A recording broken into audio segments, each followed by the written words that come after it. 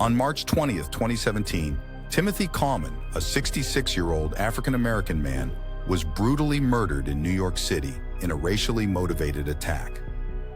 Caughman was collecting bottles for recycling on 9th Avenue in Manhattan when he was approached by James Harris Jackson, a 28-year-old white supremacist from Baltimore.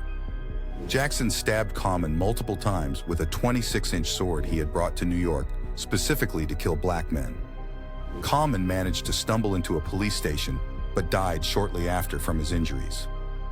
The killer turned himself in to police 2 days later, confessing that he had traveled to New York with the intention of killing multiple black men to deter interracial relationships.